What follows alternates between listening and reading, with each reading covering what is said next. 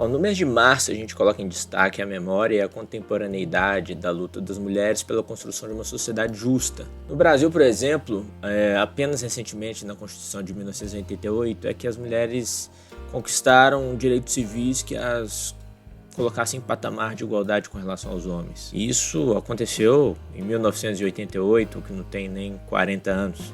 Então, por exemplo, se você é uma mulher com 36 anos, você nasceu, ou mais, né? Você nasceu num país em que você não tinha um direito civil equivalente ao de um homem. Você era considerada um cidadão de segunda classe se comparado com um homem.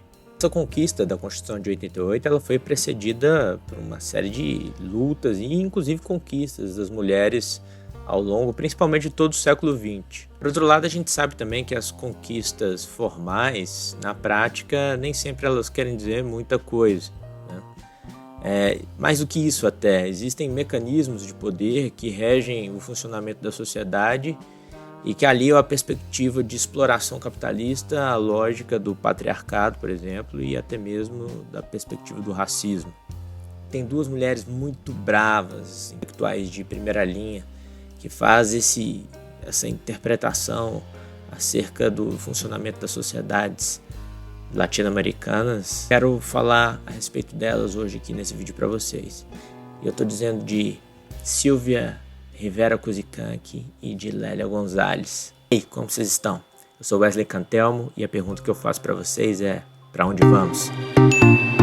Olha, foi por meio da leitura da Silvia Rivera Kuzikanki que eu cruzei com uma importante noção da filosofia andina. Tchê, assim que se diz em Aymara. É uma noção designada para descrever o estado de manchado, uma coisa manchada, com cores justapostas, como num mármore, num gris jaspeado. Mais do que a expressão de uma mistura, ou abigarado, como é dito no espanhol. Mas é como mais uma condição específica que remete a uma mancha mesmo.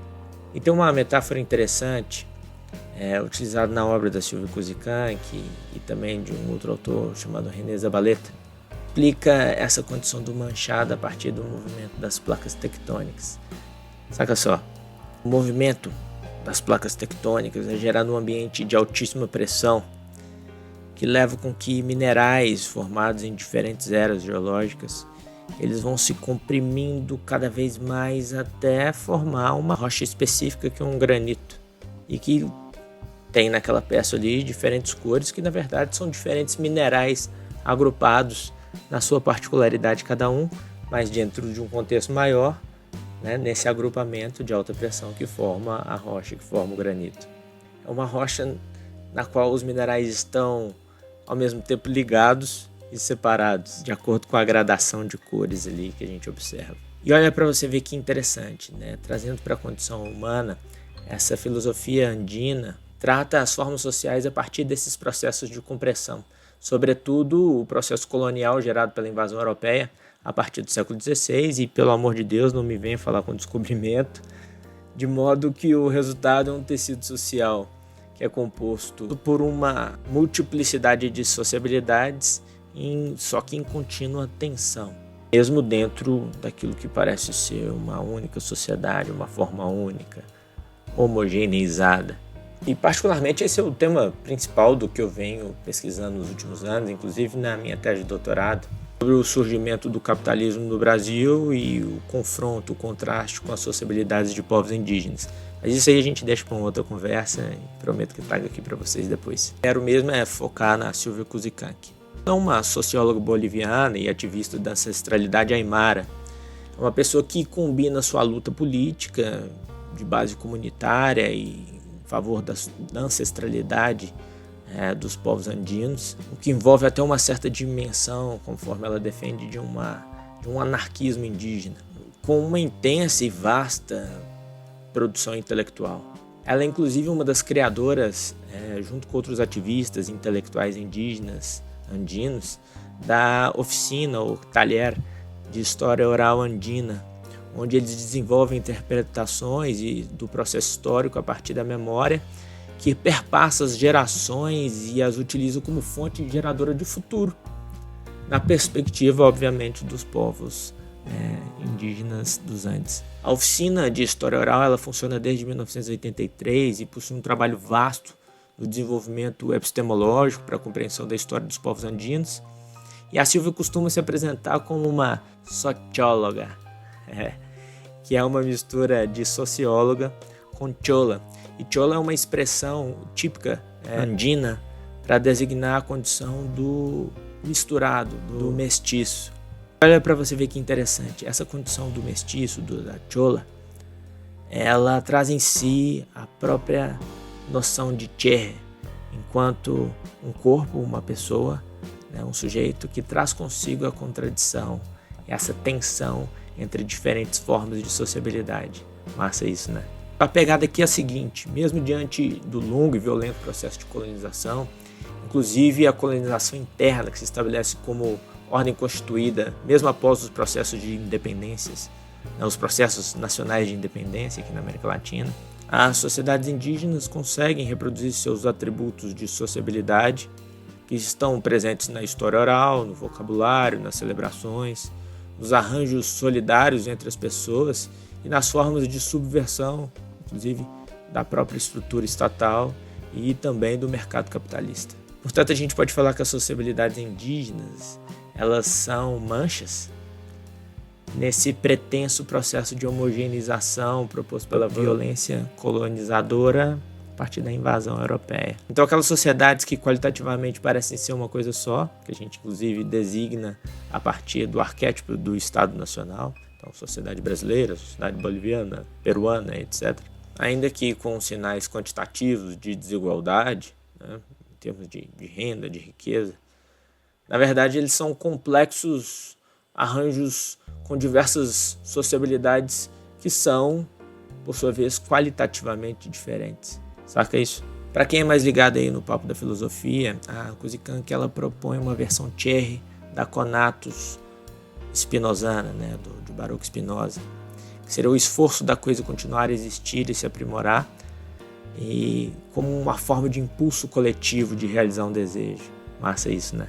Para que isso aconteça, esses povos indígenas mobilizam o tempo inteiro formas de conhecer e atualizar o passado, para assim, então, imaginar um outro futuro possível no seu caminho de reprodução. Bom, dentro das principais publicações na obra aí da Kuzikank, eu destacaria Oprimidos pero não vencidos, também um livraço que é Sociologia de la Imagen, e um outro livraço mais recente, bem mais recente, que é Un mundo cherry es posible. Felizmente essas obras ainda não foram traduzidas para o português, mas é um espanhol que vale a pena demais a tentativa de leitura. E você também pode achar vídeos da Silvia no YouTube, então você joga lá Silvia Kuzikank, que você vai ver coisa pra caramba, inclusive tem uma conversa dela descascando o Boaventura de Souza Santos. As histórias negras no Brasil elas também são de insistência pela sobrevivência, apesar de toda a violência do processo colonial.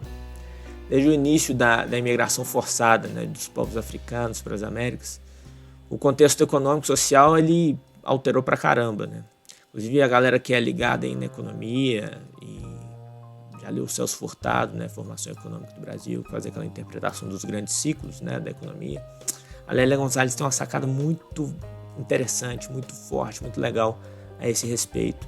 Primeiro ela saca o seguinte, tem uma coisa nessas alterações todas dos ciclos de acumulação brasileira, inclusive nessa migração do regime escravista para a formação propriamente dita de um capitalismo brasileiro.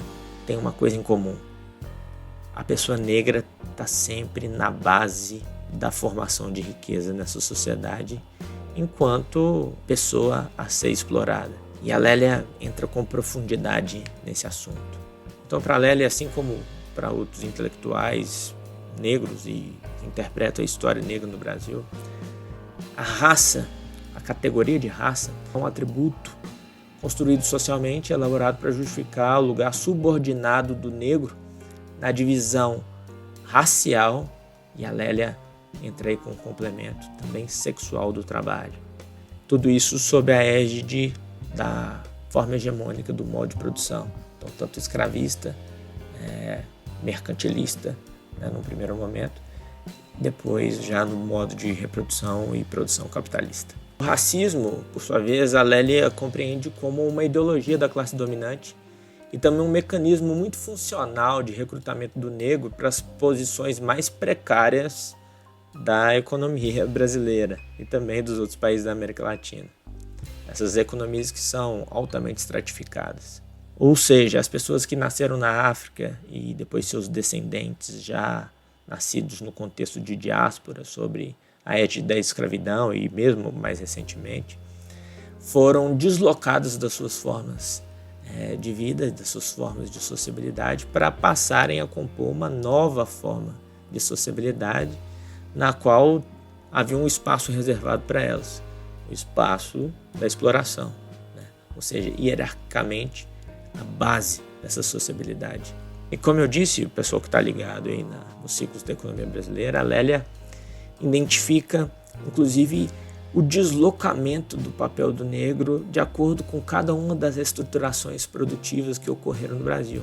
E esse deslocamento, tanto no sentido geográfico, ou seja, o negro ocupando papéis precários, mas que dão sustentação para as atividades econômicas que se desenvolveram, né, nos diversos ciclos da economia brasileira, mas também no sentido do deslocamento do papel que a pessoa negra precisaria cumprir para que a sociedade brasileira, para que a economia brasileira passasse a acontecer. Papel que no contexto pós-abolição era o de ocupar as posições mais precárias dentro de uma economia urbana que já vinha nascendo e ganhando protagonismo na sociedade brasileira. Então a população negra no Brasil passou a ser submetida a condições que variavam, desde a própria inviabilização da vida, e aí eu estou falando de matança mesmo, com milhares de jovens negros assassinados, ou mortos em virtude da falta de condições básicas para a vida acontecer. E aí eu estou falando de fome, de doenças tratáveis, de falta de prevenção, de saneamento básico, ou a condição, como eu já disse, de ocupação das posições mais precárias num mercado formal e informal de trabalho, bem como a ocupação dos piores espaços, inclusive em termos de habitabilidade. A Lélia nasceu em 1935 em Belo Horizonte, mas desenvolveu sua vida intelectual no Rio de Janeiro e também sua vida política lá, né? No Rio ela se formou em geografia, em história, em filosofia e se tornou professora universitária. Mais tarde, já em São Paulo e nas suas andanças políticas, ela participou da criação do Movimento Negro Unificado contra a discriminação racial. Movimento esse que tinha no centro do seu debate a necessária desconstrução do mito da democracia racial como um dos fundamentos da nação brasileira.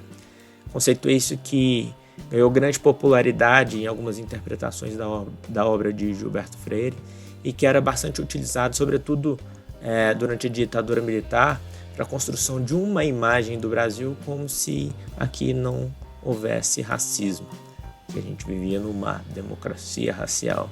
Enquanto isso, as pessoas negras continuavam discriminadas no seu cotidiano, sob diversos aspectos, inclusive religioso, e ocupando aquilo que tinha de pior reservado na sociedade para elas. Olha, e a contribuição da Lélia para a interpretação do Brasil e da América Latina é vasta, viu, gente?